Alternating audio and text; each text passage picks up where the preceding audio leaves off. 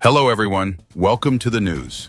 The current fate of Zhang Youxia and Zhenli, along with the tense and potentially explosive confrontation between forces aligned with Zhang Youxia, who reportedly command troops positioned around Beijing, and those loyal to Xi Jinping, raises a critical question. Can a mediating force backed by significant economic interests step in to resolve this immense conflict? How these dynamics unfold in 2026 may ultimately shape China's strategic political landscape. The year 2027, the time for the re-election of the Central Committee, the Politburo, and the Standing Committee of the Politburo is fast approaching. Attention is increasingly turning toward what could become one of the most consequential leadership moments in modern Chinese politics, the 21st National Congress of the Chinese Communist Party. Recent reports circulating among overseas commentators suggest that investigations involving senior military figures such as Zhang Youxia and Zhenli may reflect deeper internal tensions rather than isolated disciplinary matters. While official sources have not confirmed broader implications, analysts believe these developments may be part of a larger strategic recalibration within the party's top ranks. According to Professor Yuan Hongbing, an Australia-based commentator who frequently discusses elite CCP politics, figures associated with influential Red family networks are reportedly exploring policy proposals aimed at shaping the direction of leadership in 2027. Among those often mentioned are Liu Yuan, son of former Chinese President Liu Shaoqi, and Deng Pufang, son of Deng Xiaoping. These individuals are viewed by some observers as symbolic representatives of earlier party generations and reform-era thinking. Reports suggest that discussions within these circles focus on reaffirming reform and opening up principles associated with Deng Xiaoping, while avoiding policy directions that could trigger economic instability or heighten geopolitical confrontation. Some overseas analysts interpret this as a broader debate over governance style, economic priorities, and institutional balance within the party. The military dimension is particularly significant. Zhang Youxia previously served as vice chairman of the Central Military Commission, placing him among the highest-ranking military officials in China. In political systems where civilian-military alignment is crucial, any shifts involving senior commanders naturally attract attention. Analysts note that the alignment of the armed forces could play a decisive role in leadership continuity discussions ahead of 2027. At the same time, China faces mounting economic pressures. Slower growth, property sector challenges, youth unemployment, and global supply chain shifts have created a complex policy environment. Elite political families, many of whom have extensive domestic and overseas financial interests, are believed to be highly sensitive to geopolitical risk. Observers have pointed out that prolonged external tensions or the possibility of expanded sanctions could affect overseas assets in international business networks linked to influential circles. Another theme frequently discussed by commentators is the balance between centralized authority and collective leadership. Over the past decade, China's political structure has emphasized stronger central coordination. Supporters argue that this has improved policy implementation efficiency and long-term planning. Critics, however, suggest that reduced internal debate may increase systemic pressure over time. The upcoming party congress could therefore become a focal point for assessing how this balance evolves.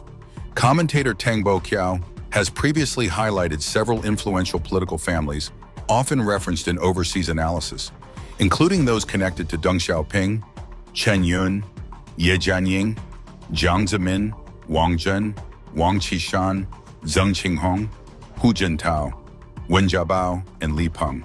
While the actual level of coordination among these networks remains unclear, their historical significance within party politics makes them a subject of ongoing speculation.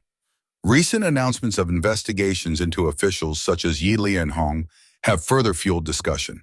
Yi, who previously held senior roles in Jiangxi, Liaoning, and Zhejiang, was recently placed under review according to official statements. Authorities did not provide detailed explanations, but the timing has drawn attention given the broader political atmosphere.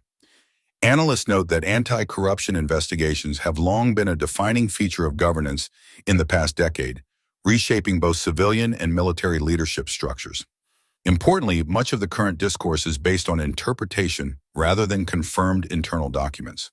So China's political system operates with a high degree of confidentiality, and definitive conclusions are difficult to establish from outside observation. Nevertheless, the convergence of military adjustments, economic challenges, and elite political discussions suggests that 2027 could represent a pivotal moment.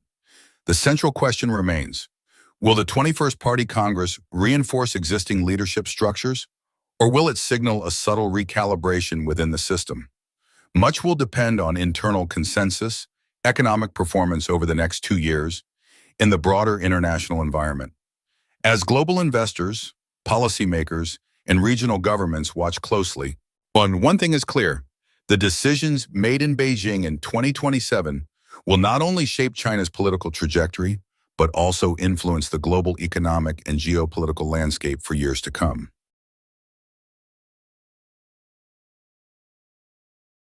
I heard that many yellow lanterns are hanging on the streets of Beijing. If I didn't know better, I would think this wasn't the New Year at all. During the New Year, people are supposed to hang red lanterns. Bright red, festive, full of life. But when you wake up and see that all the lanterns are yellow, it feels wrong. Completely wrong. Yellow lanterns? What does that mean? Do you know? Why does it feel so unsettling? Many people are hanging yellow lanterns today, but this yellow, this color, carries a heavy feeling. It doesn't look celebratory. It doesn't feel joyful. It feels serious, ominous, even like a bad sign. Why use yellow lanterns for the New Year? What kind of message does that send? Red symbolizes happiness, prosperity, and good fortune. Yellow, especially in this context, feels like a warning, like something has changed, and not for the better. Why replace a symbol of celebration with a color that makes people uneasy? What kind of New Year atmosphere is this supposed to create? Is it a big deal to hang yellow lights? It may be big business. We don't know either. Are yellow lights being hung to support certain interests? Why did you suddenly change the practice? What is the point of this? Didn't you always hang red lanterns? Why switch to yellow this year? If you watch this video, you will see that it is the Chinese New Year. I always feel a bit out of place. Come here and take a look. Many people are asking why the lanterns in Chaoyang Park this year are yellow. In the past, the lanterns were all red. Why are they all yellow this year? Does anyone know? Come out and talk about it. What's going on? Yellow lanterns are hanging all over the country. This year, it has become popular to hang yellow lanterns. I remember our textbooks taught us to hang the red lanterns high, meaning the coming year would be prosperous and lively. What does it mean to hang yellow lanterns? Does it mean this year will turn yellow? If children ask me later, how am I supposed to explain it? I can't tell them to hang the yellow lanterns high. I can't explain it to them. The lanterns on Tongqing Street on the east side of the Summer Palace have already been hung. Yellow lanterns, right? I want to talk to you about this, but I can't really talk about it these past 2 days. Why? Because many people misunderstand it as something else. Actually, who designed this on Zhongshan Bridge? I think traditional culture is about inheritance. If we don't have that level of understanding, we shouldn't make it messy or innovate blindly. It's neither here nor there, neither traditional nor properly new.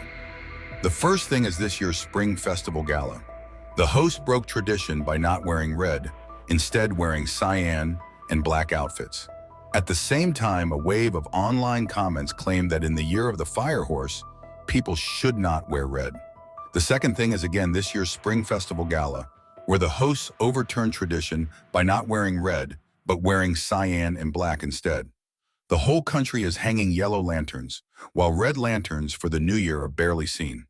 We are celebrating the Spring Festival, not the Qingming Festival. Who came up with the idea of hanging yellow lanterns for the New Year? Is there any precedent for using this color? Since ancient times, the New Year has always been associated with red, bright red everywhere. Adults and children all know this. I don't know what is happening this year. Many places have hung yellow lanterns. I don't know whether there are hidden motives behind this, or whether it is related to certain interests. I'm just an ordinary person. What do I know? But when I see this, it gives me a headache. Yellow lanterns traditionally have specific meanings: sacrifice, memorial rituals, purification ceremonies, funerals, and religious observances. So why are we hanging so many yellow lanterns? Recently, I noticed that many streets in the city are decorated with yellow lanterns. During the New Year, does yellow carry more meaning than red? In my memory, the only time yellow dominated visually like this was in a movie. That was Curse of the Golden Flower. The yellow storm swept across the country in the spring of 2026. More than 10 cities, including Beijing, Hebei Province, Zhuozhou, Jinan, Fuzhou, Xiamen, and the Haikang district of Xiamen, were affected by the wave of yellow lanterns. As a result, many complaints were raised. The yellow lanterns on Ancient Building Street in Zhuozhou drew criticism. In places such as Shangling Hall, Lanzhou, Zhongshan, and Tiexiao, installations were removed overnight after just 2 days of being hung. Last year, cities like Dazhou and Leshan in Sichuan province were forced to rectify similar disputes. The data shows that the official explanation was framed in grand terms, praising the red walls and yellow tiles of the ancient imperial palace, and citing symbolic balance between fire and earth in the five elements theory. However, yes, the public did not accept this explanation. For a long time, yellow has been associated with temples, imperial authority, and ritual settings, and even the traditional festive song Red reflects the collective subconscious of Spring Festival customs. From the yellow lanterns hanging along Beijing's Dongcheng district, to installations in parts of Xicheng district, to the streets of Zhuozhou and Hebei, and even along the lakeside in Haikang, Xiamen, yellow lanterns appeared everywhere, sparking intense discussion among netizens. Although officials emphasize that yellow represents wealth and auspiciousness, yellow dragon lanterns are spirit summoning lanterns. The first time I saw yellow lanterns being hung, it didn't feel like the new year at all. It felt gloomy, almost like the underworld, heavy and ominous, though not white. I posted about it again to see if people would think I was overreacting. I saw many places hanging yellow lanterns. Why hang lanterns on the streets during the Spring Festival if they make people feel uncomfortable? Don't you feel the atmosphere is off? I just posted this and then it couldn't be shared. When it's sensitive, it can't be posted. When something happens, I'll read about it. Can we speak properly anymore? I don't know why things are like this now. It's very difficult to say anything. These lanterns are hung all over the country. Why is everyone doing the same thing? They were even mass-produced in a unified way. Think about it. Yesterday we talked about the color of the lanterns, and the follow-up video was penalized. The live stream was almost shut down. Those who understand, understand. Deep down, wish we all know the explanation.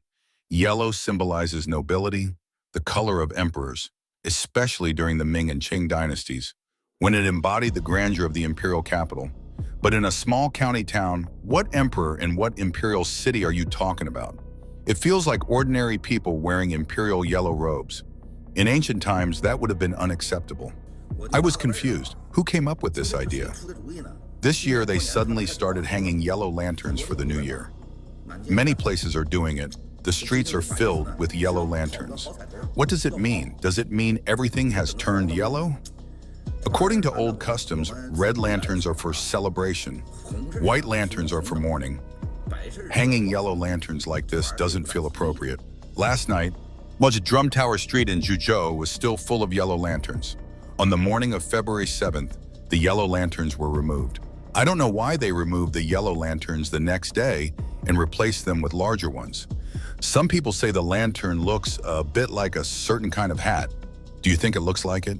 Oh my God, I was suddenly reminded by a blogger and was shocked. Toward the end of 2015, did you often see videos claiming that people shouldn't wear red because it would block their fortune? Those kinds of videos had never existed before. It turns out all of this may have a purpose. We are supposed to celebrate the Spring Festival.